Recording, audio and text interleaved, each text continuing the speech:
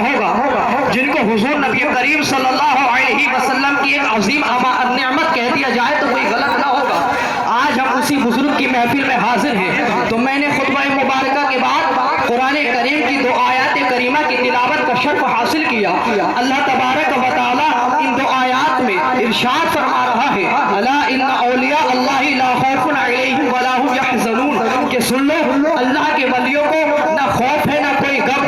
آگے کہتا ہے الذین آمنوا وکانوا یتقون، اور اولیاء کرام وہ ہوتے ہیں جو متقی ہوتے ہیں، پرہیزگاری اختیار کرتے ہیں۔ تو پتہ یہ چلا عزیزان ملت اسلامیہ، میں نے 3-4 دن قبل جب تفاسیر پڑھی، تفسیر صراط الجنان پڑھی، تفسیر کنز حضرت صدر اللہ فاضل کی پڑھی، تو میں نے اس میں پڑھا کہ جہاں پر علماء کرام نے اور مفسرین نے ولی کا معنی یہ بتایا ہے، جو لفظ ولی ہے یہ ولا سے نکلا ہے، اور ولا کا معنی ہے، بلا کا معنی ہے کہ اللہ کا قرب حاصل کرنا، اور اللہ تبارک و تعالی کا جو بندہ قرب حاصل کر لیتا ہے تو اللہ رب العزت اس کو کامیابی عطا فرما دیتا ہے۔ تو عزیزان ملت اسلامیہ، دوسری آیت سے پتہ یہ چلتا ہے الذین آمنوا وکانوا یتقون، کہ اللہ کے ولی وہ ہوتے ہیں جو تقوی اختیار کرتے ہیں، پرہیزگاری اختیار کرتے ہیں۔ پتہ یہ چلا کہ ان کا چلنا اس شریعت کے مطابق ہوتا ہے، ان کا بولنا شریعت کے مطابق ہوتا ہے، ان کا کھانا شریعت کے مطابق ہوتا ہے، ان کا دیکھنا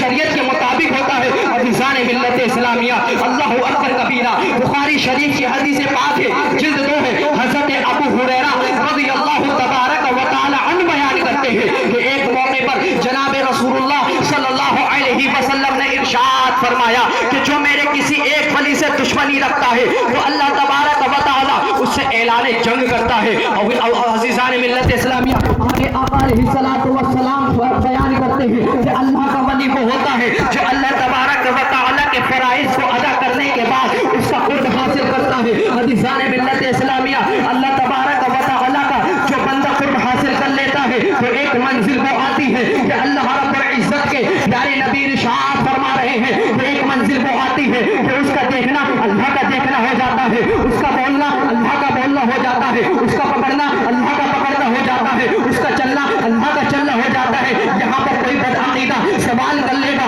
کہ اللہ تو جسمانیت سے پاک ہے، اللہ تو جسم سے پاک ہے، تو وہ چل کیسے سکتا ہے، وہ دیکھ کیسے سکتا ہے؟ تو علماء کرام نے اس کی تفسیر یہ بیان کی ہے کہ بظاہر دیکھتا تو اللہ کا ولی ہے، مگر ساتھ میں اللہ کی رحمت اس میں شامل ہوتی ہے کہ جب وہ دیکھتا ہے تو اللہ کی رحمت بھی دیکھتی ہے، جب بولتا ہے تو عزیزان ملت اسلامیہ وہ خدا کے خلاف ورزی نہیں کرتا ہے بلکہ اللہ کی خوشنودی حاصل کرنے کے لیے بولتا ہے۔ عزیزان ملت اسلامیہ، اس کی سخت ایسی پکڑ ہوتی ہے کہ جب کوئی بندہ کسی ولی کی شان میں کوئی گستاخی کر دیتا ہے، آپ نے بھی اپنی ماتھے کی نگاہوں سے دیکھا ہوگا اور میں نے بھی دیکھا ہے کہ اللہ رب العزت اپنے ایک محبوب بندے کی گستاخی کو برداشت نہیں کرتا ہے بلکہ اس کی کایا کو پلٹ دیتا ہے، کہیں تو اس کو دماغ سے عزیزان ملت اسلامیہ اس کا دماغ خراب کر دیتا ہے، کہیں اس کے اعضاء بدن خراب کر دیتا ہے۔ عزیزان ملت اسلامیہ، دوسری حدیث پاک ہے، اس کے بھی حضرت ابو ہریرہ رضی اللہ تبارک و تعالی عنہ راوی ہے، وہ بیان کرتے ہیں کہ ایک موقع پر حضور نبی کریم صلی اللہ علیہ وسلم نے ارشاد فرمایا کہ عزیزان ملت اسلامیہ، اللہ تبارک و تعالی جب اپنا کسی کو محبوب بناتا ہے، کسی سے محبت کرتا ہے تو عزیزان ملت اسلامیہ سید الملائکہ حضرت جبریل امین کو اپنے پاس بلاتا ہے اور بلانے کے بعد کہتا ہے اے میرے جبریل سن میں فلاں بندے سے محبت کرتا ہوں، اب تو بھی اس سے محبت کر۔ عزیزان ملت اسلامیہ، پھر حضرت جبریل کو یہ حکم دینے کے بعد حضرت جبریل سے فرماتا ہے رب تعالی اے میرے جبریل سن میں فلاں بندے سے محبت کرتا ہوں، تو بھی محبت کر، اور یہ آسمانوں پر اعلان کر دے کہ فلاں بندے سے میں فلاں بندے سے رب محبت کرتا ہے، اے ملائکہ تم بھی اس سے محبت کرو۔ عزیزان ملت اسلامیہ، رب کا حکم مل جاتا ہے، حضرت جبریل امین ملائکہ کی مقدس جماعت میں آتے ہیں اور مقدس جماعت میں آنے کے بعد فرشتوں سے مخاطب ہو کے فرماتے ہیں اے ملائکہ سنو، اللہ تبارک و تعالی فلاں بندے سے محبت کرتا ہے اور اس نے مجھ کو بھی اس سے محبت کرنے کا حکم دیا ہے، میں بھی اس سے محبت کرتا ہوں، میں نے اس کے حکم کی وجہ آوری کی ہے، اب تمہارا حق یہ بنتا ہے، اللہ تبارک و تعالی نے تمہارے لیے آرڈر بھیجا ہے، تمہارے لیے آدیش بھیجا ہے، تمہارے اوپر اپنا حکم بھیجا ہے کہ تم بھی اس فلاں بندے سے محبت کرو۔ عزیزان ملت اسلامیہ، آسمان میں تمام فرشتے اس سے محبت کرنے لگتے ہیں، پھر حضرت جبریل امین علیہ السلام کا حکم ہوتا ہے جاؤ زمین پر اعلان کر دو، زمین والے بھی اس سے محبت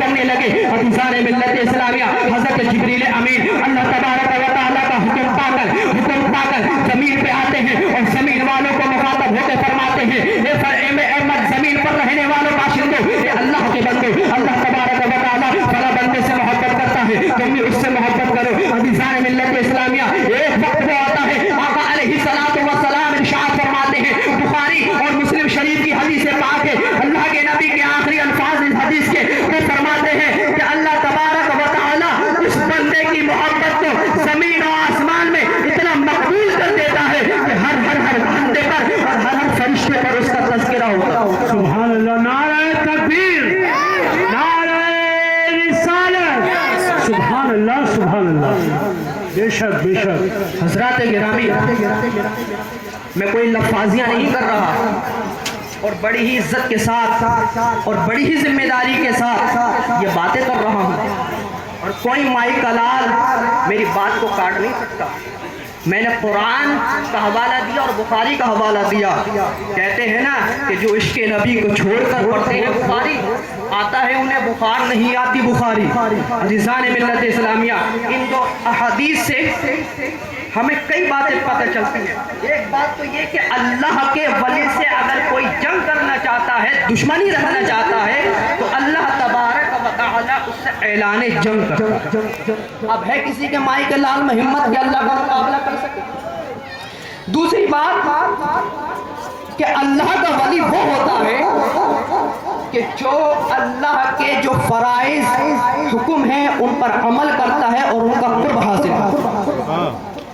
اور دوسری حدیث میں آیا, میں نے اپنے اساتذہ کی زبانی سنا کہ جو فرائض اعمال ہیں جن کو ہر حال میں کرنا ہی کرنا ہے, جیسے نماز, روزہ, حج, زکوٰۃ, یہ تو ہر حال میں ہمیں کرنا ہے. جب ہم اس پر پہنچ جاتے ہیں, اس کی ہم شریعت پا جاتے ہیں, تو ہم کو ہر حال میں کرنا ہے. اگر ان پہ چھوڑا تو ہماری گرفتاری ہوگی, اور اللہ کی پکڑ بہت سخت پکڑ ہے, کیونکہ قرآن کہتا ہے اِنَّ بَطْشَ رَبِّكَ لَشَدِيدٌ. اللہ کی پکڑ بہت سخت پکڑ ہے. بڑی تیزی کے ساتھ اپنی بات کو سمیٹ رہا ہوں. عزیزان ملت اسلامیہ, قرآن پاک کے سب سے پہلے مفسر حضرت ابن عباس رضی اللہ تبارک و تعالی عنہما فرماتے ہیں کہ اللہ کا ولی ہوتا وہ ہے کہ جس کے چہرے کو دیکھ کر خدا یاد آ جائے. آپ نے دیکھا ہوگا جب میں حضور علیہ الرحمہ کی بارگاہ میں حاضر ہوتے تھے, جیسی ہماری پیاسی آنکھیں ان کے چہرے پاک کا دیدار کر لیا کرتی تھی, دل کو قرار مل جاتا تھا, آنکھیں ٹھنڈی ہو جایا کرتی تھی, اور لفظ سے یہی آیا کرتا تھا سبحان اللہ, ماشاء اللہ. اور میں تو اکثر جیسے ہی مرشد گرامی کا چہرہ دیکھتا تھا کہتا تھا الحمدللہ. عزیزان ملت اسلامیہ, دوسری آیت میں کہتا ہے کہ اللہ کے ولی وہی ہوتے ہیں جو تقوی اور پرہیزگاری اختیار کرتے ہیں. میں متقی ہوں, میں کہہ رہا ہوں کہ کوئی کمال کی بات نہیں. میرے باپ کہہ رہے ہیں کہ میرا بیٹا پرہیزگار ہے, متقی ہے, تو یہ کمال کی بات نہیں. کمال کی بات تو تب ہے کہ جب دشمن بھی کہے کہ فلاں اچھا ہے. کمال کی بات تو تب ہے کہ جب مخالفین بھی کہیں کہ فلاں اچھا ہے. کمال کی بات تو تب ہے کہ جب مخالفین کے اکابرین بھی کہیں کہ فلاں اچھا ہے. تو عزیزان ملت اسلامیہ, مجھے ایک واقعہ یاد آتا ہے. حضور تاجدار اہل سنت آقا نعمت صاحب حضرت شاہ مولانا شرافت علی میاں رحمت اللہ تبارک و تعالی علیہ کا کہ آپ اپنے مرید خاص حضرت حافظ محمد عمر شرافتی جو قصبہ بھوجپور ضلع مراد آباد کے رہنے والے تھے, آپ ان کے یہاں پر تشریف لے جایا کرتے تھے. بڑے ہی غور سے سننا.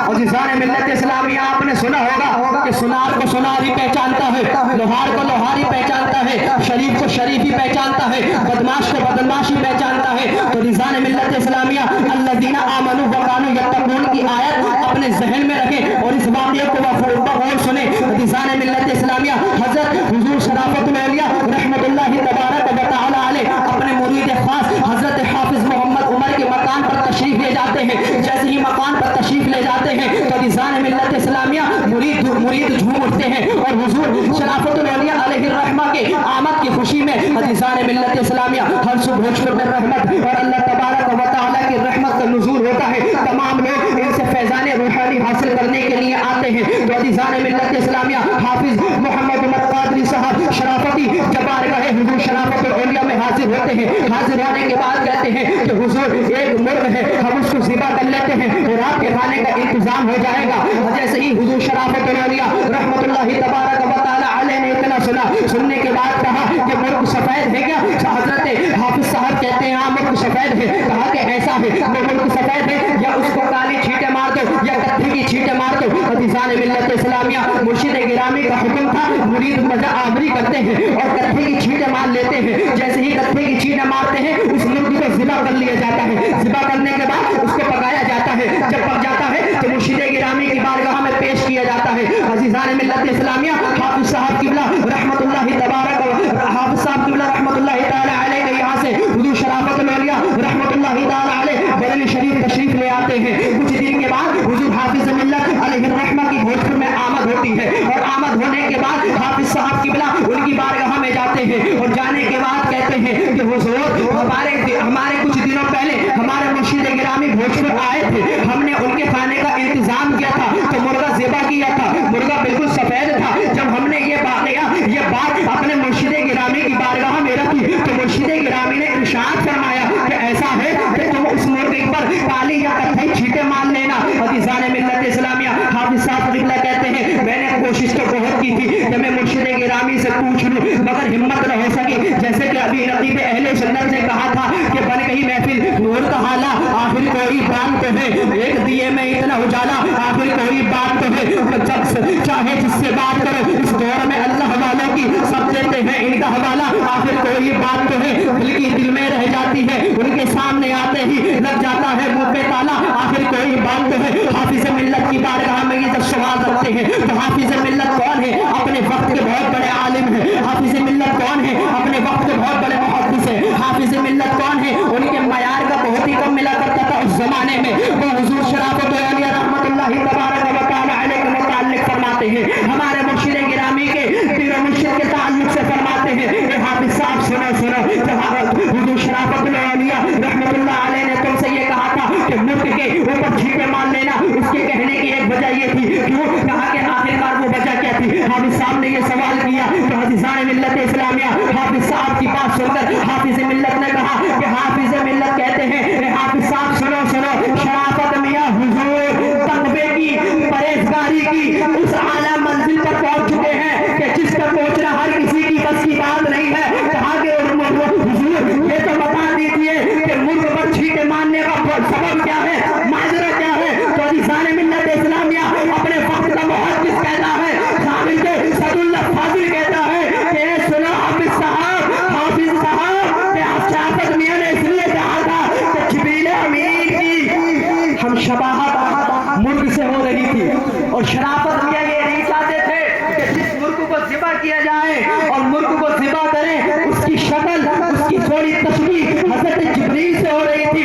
मुझे ये रवाना नहीं कि मेरे खातिर किसी फरिश्ते की भी अदबी। सुभान अल्लाह, नारे तकबीर, नारे रिसालत, तसव्वुफ़ात औलियाए किराम, उनसे शाह शराफत, सुभान अल्लाह सुभान अल्लाह। अज़ीज़ान मिल्लत इस्लामिया, मुझे यहाँ पर नबीरे शाह शराफत और शायर आस्ताना फ़ख्र सक़लैनियत और आज महसूस भी कर रहा हूँ कि जब मैं यहाँ आया करता था तो सबसे पहले मैं उन्हीं के पास जाया करता था। हज़रत नूर ककरालवी साहब अल्लाह रब्बुल इज़्ज़त उनकी कब्र पर अपनी रहमतों मुबारक की बेशुमार बारिशें अता फरमाए। आप कहते हैं हर शहर में खुशबू है, हर शहर में जीनत है, सरकारे दो आलम का ये जश्न विलादत है। और मख्ते में कहते हैं पाते हैं तरीक़त की एक रोज़ वही मंजिल, पाते हैं तरीक़त की एक रोज़ वही मंजिल, ऐ नूर का ज़ाहिर जो पाबंद शरीयत है। वाक़िअ दावाना अल्हम्दुलिल्लाहि रब्बिल आलमीन। सुभान अल्लाह सुभान अल्लाह सुभान अल्लाह।